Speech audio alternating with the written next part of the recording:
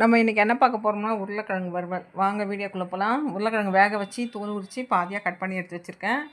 1 spoon மஞ்சப்பொடி, 2 spoon மிளகாத்தூள், தேவையான சால்ட்டு, கொஞ்சம் புளி தண்ணி ஊற்றிக்கலாம்.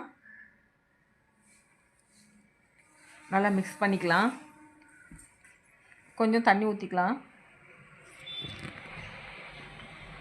நல்லா மிக்ஸ் பண்ணியாச்சு.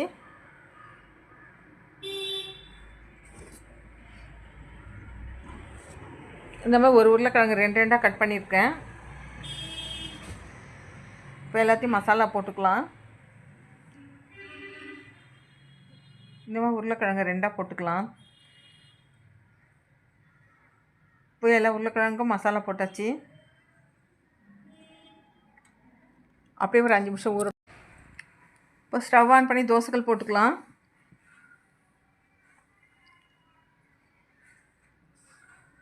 இப்போ தோசைகள் நல்லா காஞ்சிருச்சு. எண்ணெய் ஊற்றிக்கலாம் சுற்றி.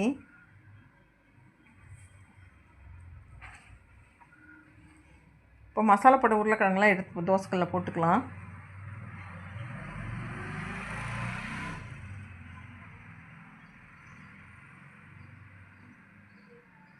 அப்படியே சிம்மிலே வச்சிடலாம். நல்லா செவுக்கட்டும்.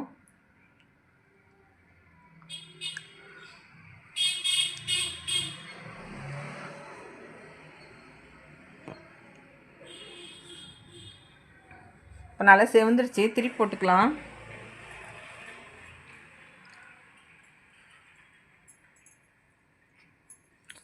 இப்போ உருளைக்கிழங்கு ஃப்ரை ரெடி ஆகிடுச்சு. நீங்களும் ட்ரை பண்ணி பாருங்கள். இது சாம்பார் சாதத்துக்கு, ரசம் சாதத்துக்கு சூப்பராக இருக்கும். தயிர் சாதத்துக்கும் அருமையாக இருக்கும்.